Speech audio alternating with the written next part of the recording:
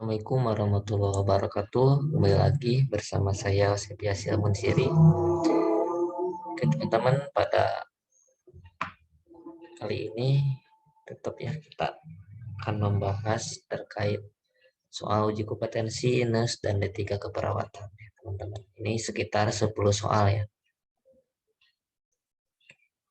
Oke, soal yang pertama. Nah, di mana seorang perempuan usia 7 tahun diopname setelah menderita diare berat selama 2 hari. Dokter memberikan cairan RL 2 botol dan dijadwalkan akan habis 10 jam. Dengan faktor tetesan infus 20. Saat ini infus sudah berjalan selama 7 jam. Cairan tersisa adalah 350 mili. Berapakah jumlah tetesan per menit agar infus habis tepat waktu? A 60, B 41, 67 tetes per menit, C 11,68 tetes per menit, D 38,8 tetes per menit, E 33,3 tetes per menit. Oke.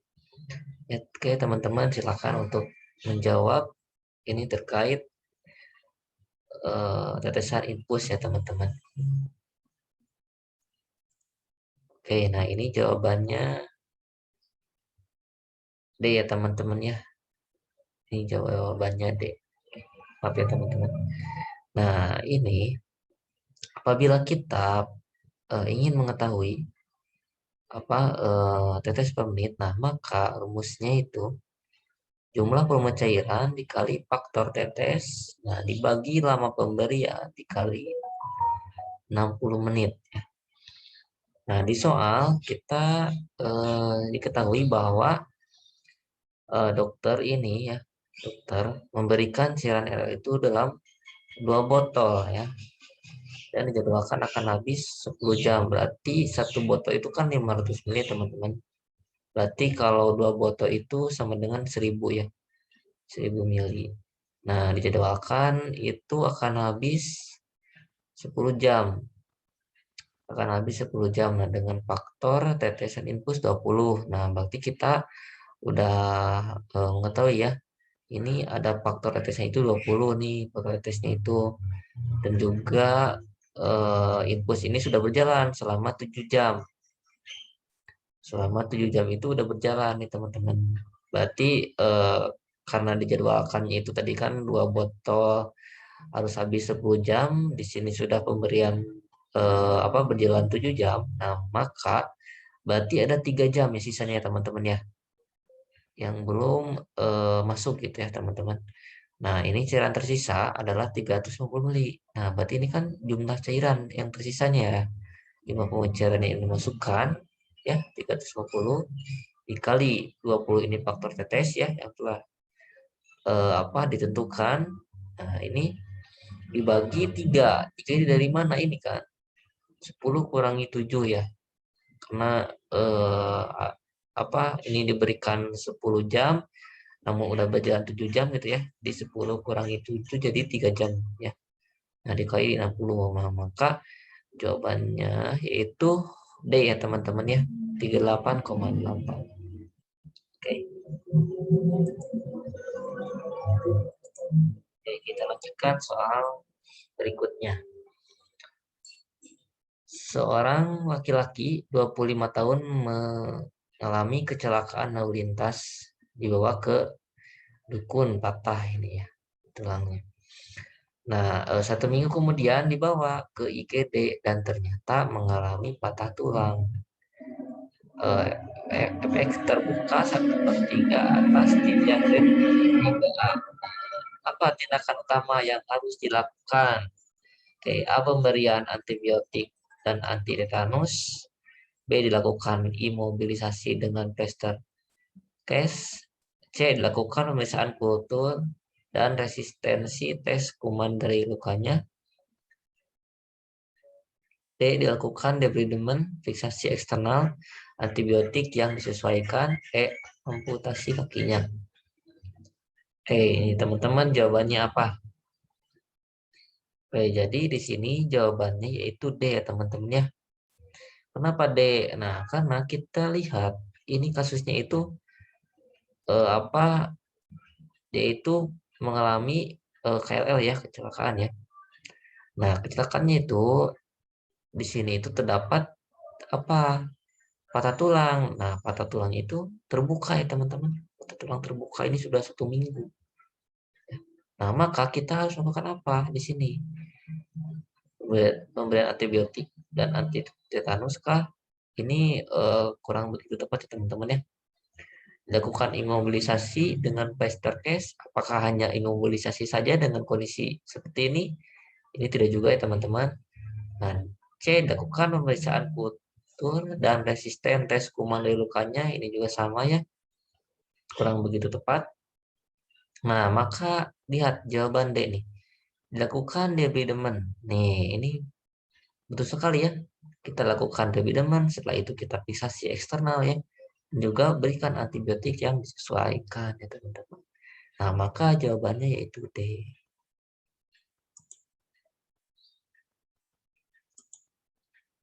Oke.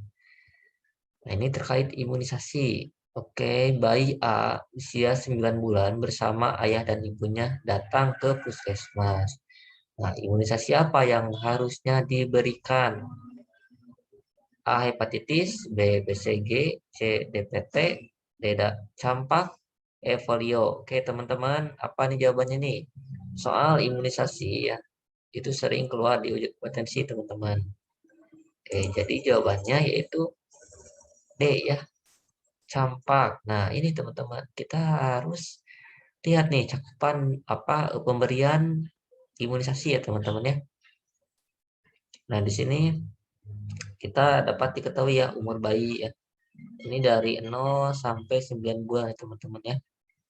Nah, ini jenis imunisasinya dari hepatitis B0 sampai campak ya. Oh, ini kan kita dapat lihat nih, ini dalam kasus itu 9 bulan. Bayi 9 bulan berarti kita seharusnya itu diberikan apa? Di sini 9 bulan itu campak ya teman-teman ya. Oke, ini teman-teman harus hafal ya.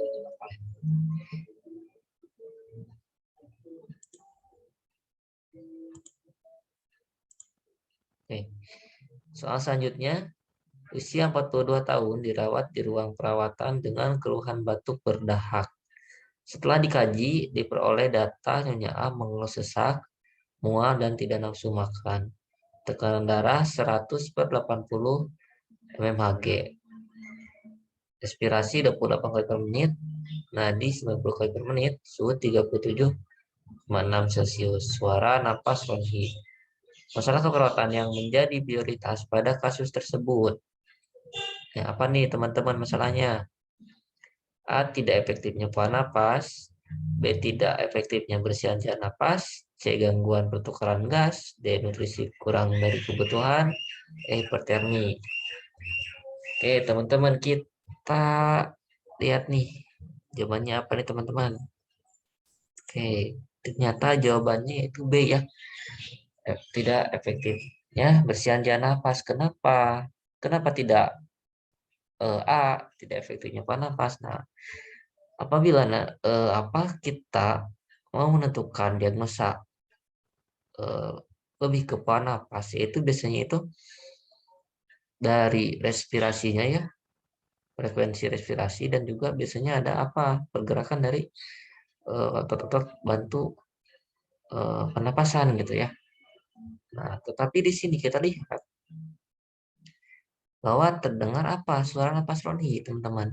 Ini udah masanya itu udah ke jalan napas ya, dan juga tandai dengan batuk berdahak gitu ya teman-teman. Ini ada sesak ya, respirasi juga mendukung gitu kan. Ini jawabannya B teman-teman. Kenapa nggak ke gangguan pertukaran gas? Nah, gangguan pertukaran gas itu harus ditandai dengan apa? Data-data penunjang ya, seperti apa PCO2 gitu ya, HCO3 gitu ya, itu harus ada data penunjangnya gitu. Nah, selanjutnya kenapa tidak nutrisi kronik kebutuhan? Ini apa? Ini hanya ditandai apa mual dan tidak nafsu makan, tapi di sini tidak ada data-data yang menunjang terkait apa penurunan berat badannya ya, tidak ada di sini. Terus hipertermi juga sama ya, Ini juga sama ya, ini suhunya dalam keadaan normal ya teman-teman ya. Oke, jadi jawabannya.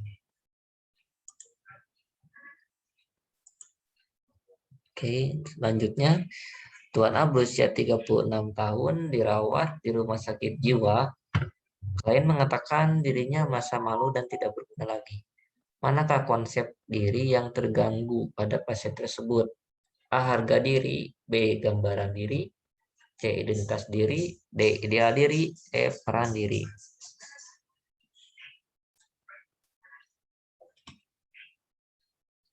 Oke, ini teman-teman apa jawabannya teman-teman? Oke, jadi di sini jawabannya itu A ya teman-temannya. Kenapa nih A? Oke, kita lihat nih. Di kasus ini ya, jadi kita lihat bahwa si pasien itu ya atau si klien itu mengatakan dirinya itu merasa malu dan tidak berguna lagi. Nah, ini udah udah eh, udah terjadi ya, udah terjadi gangguan ke harga dirinya teman-teman. Jadi dia itu udah merasa tidak berguna, ya, dan merasa malu. Bisa juga ditandai dengan dia itu selalu menundukkan kepalanya gitu ya. Kadang dia juga suka mendiri gitu ya. Nah, kenapa nggak gambar diri? Gambar diri itu lebih ke body image biasanya teman-teman. Biasanya ke body image ya. Misalkan misalkan si pasiennya itu eh, apa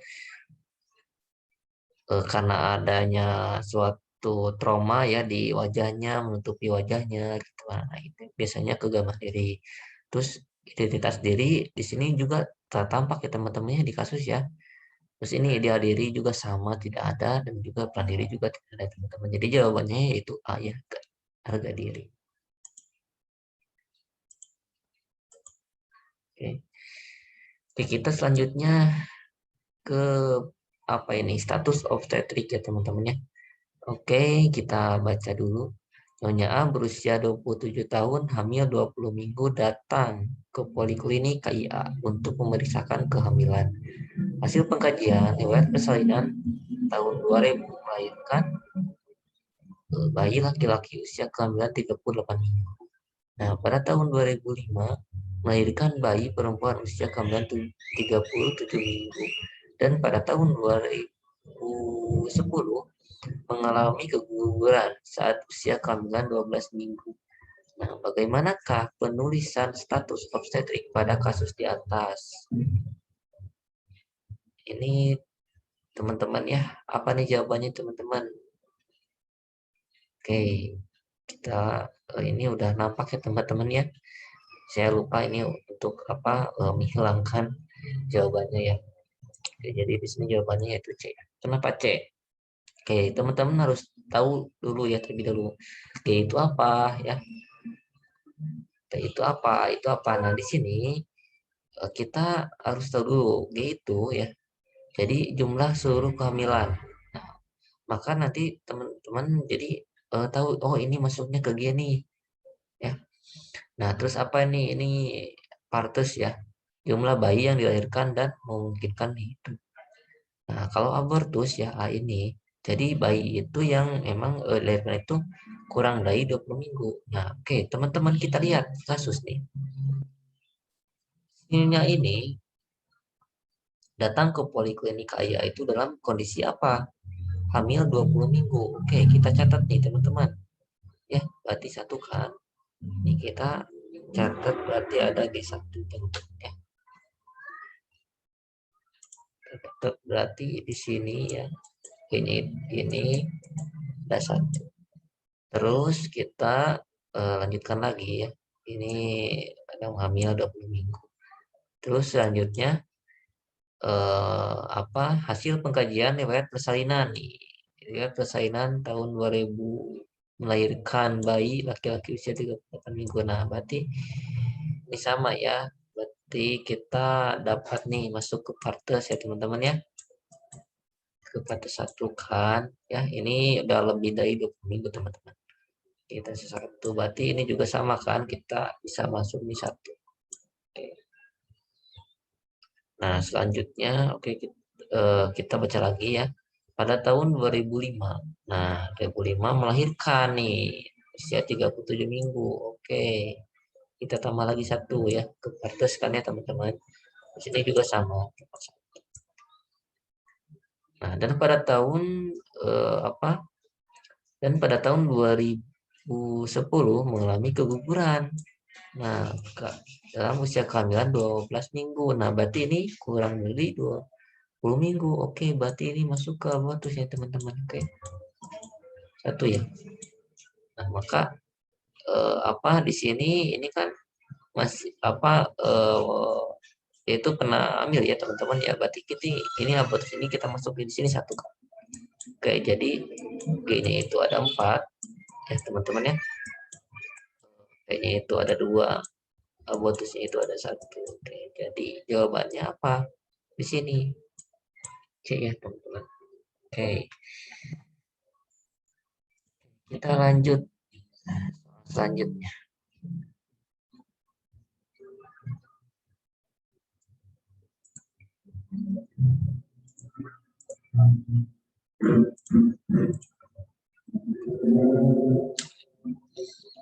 Seorang perempuan berusia 23 tahun. G1 P0A0 datang ke Polikaya untuk memeriksakan kehamilan.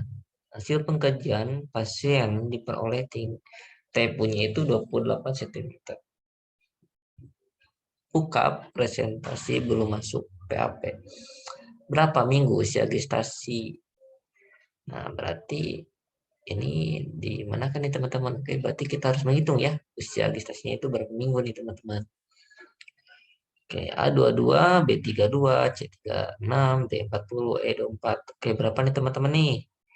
Oke, jadi di sini jawabannya itu B ya, 32 minggu. Kenapa demikian? Oke, nah di sini jadi kita apabila nanti menemukan soal seperti ini ya teman-teman, jadi harus tahu rumusnya ini. Ini kalau misalkan mau mencari bulan itu dengan kita memasukkan nilai TFU ya dalam sentimeter dikali 2 dibagi 7. Nah, apabila ingin mengetahuinya dalam usia minggu ya. Maaf nih teman-teman, di sini sedikit berisik ya. Maaf. Nah, kalau kita pengen mengetahui dalam usia minggu itu berarti TFU yaitu dalam sentimeter dikali 8 dibagi 7. Nah, di sini ya karena dalam minggu ya, teman-teman, berarti ini TFU 28 kita masukkan ke sini ya. 28 dikali 8 dibagi 7 jadi 32 minggu. Oke, jadi jawabannya itu B. Oke, kita lanjutkan lagi ya teman-teman. Oke. Seorang perempuan berusia 25 tahun, G1P0A0, datang ke Poliklinik KIA untuk memeriksakan kehamilannya. Hasil pengkajian HPHT 20 April 2019, siklus 28 hari, tekanan darah 120/70 mmHg, frekuensi nadi 80 kali per menit. Kapan taksiran persalinan pada pasien tersebut? Oke, berarti ini menanyakan terkait taksiran persalinan ya teman-teman ya. Ini jawabannya A, B, C atau D atau E nih teman-teman. Oke, langsung saja. Ya. Ini jadi jawabannya B ya teman-teman. Kenapa B? Oke, kita lihat nih. Jadi teman-teman, untuk taksiran persalinan itu kita harus tahu rumus Nigel ya teman-teman ya. Nah, rumus Nigel di sini itu ada 2 rumus. Di mana apabila HPHT-nya itu April sampai Desember ya. Nah, maka harinya itu ditambah 7, bulan itu dikurangi 3, tahun itu ditambah 1. Nah, apabila dari Januari sampai Maret, nah hari itu ditambah 7, maka bulan itu ditambah 9. Ya. Nah, di sini HPHT-nya itu 20 April 2019, berarti kita menggunakan ini. Ya. HPHT April sampai Desember. Berarti hari itu ditambah 7 ya. Kita masukkan aja ke sini 20 April itu bulan 4 ya. Tahun 2019. Nah, berarti ini 20 itu ditambah 7 ya. Jadi 27 Nah, maka ini bulan itu berarti dikurangi 3, berarti bulan 1. Nah, tahun itu tambah 1 berarti 2020. Nah, maka jawabannya yaitu B ya teman-teman ya, 27 Januari 2020.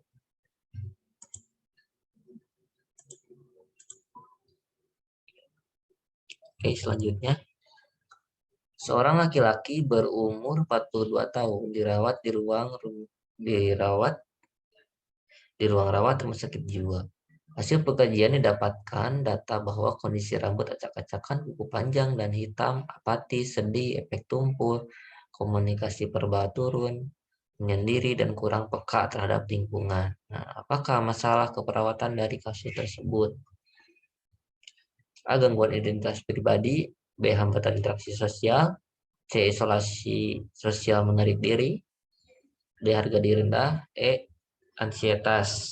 Oke, apa nih jawabannya teman-teman? Oke, jadi jawabannya itu C, teman-teman. Kenapa C?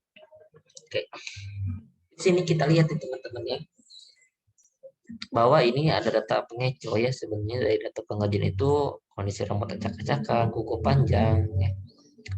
Dan apa di sini hitam. Nah, di sini kita dapat lihat nih, apatis, sedih, efek tumpul, komunikasi verbal nih, komunikasi berarti lebih ke sosial kan, komunikasi verbal turun. Nah, menyendiri ini, dia itu menarik diri dan juga apa kurang peka terhadap lingkungan, bodo amat gitu ya lingkungan ya.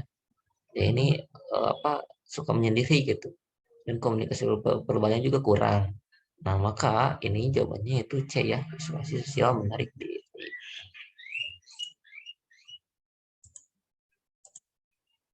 Oke, selanjutnya. Seorang perawat sedang menghitung orderan obat ranitidin untuk ANY. Nah, dokter memberikan dosis ya pada anak tersebut itu 25 miligram. Nah, sedangkan dalam obat ranitidin itu sedianya itu 50 miligram. Nah, di sini netonya itu 2 mili ya. Pengecernya itu 2 mili. Nah, perawat memberikan obat ke ANY itu sebanyak 2 mili. Nah, ternyata perawat itu salah menghitung. Nah, berapakah dosis yang benar dari orderan dokter ranitidin? Dari dokter ya, ranitidin itu 25 mili untuk ANY. Oke, jawabannya apa nih teman-teman? A, B, C, D, atau E? Oke, next ya. Nah, jawabannya itu A, teman-teman. Kenapa A? Oke, ini rumus pemberian obat ya. Nah, maka kita harus tahu nih, ini itu advice yang diberikan dokter ya. Nah, dibagi sediaan obat itu apa yang ada di obat gitu ya. Berapa gitu. Nah, di sini kan kita tahu advice-nya itu kan 25 mili. Nah, dibagi sediaan obatnya itu berapa? Yang tertulis itu ranitidin itu 50 miligram. Berarti 25 miligram dibagi 50 miligram dikali, nah ini larut itu ya neto ya 2 mili dikali 2. Nah, maka jawabannya itu 1 mili. Nah, berarti dosis yang diberikan pada ARY itu 1 mili ya teman-teman ya. Jadi jawabannya itu A. Oke teman-teman, mungkin cukup sekian ya pada video kali ini. Mudah-mudahan bermanfaat untuk teman-teman. Teman-teman terus semangat untuk pejuang STR yang mudah-mudahan teman-teman kompeten dan mudah-mudahan video ini bermanfaat untuk teman-teman. Assalamualaikum warahmatullahi wabarakatuh.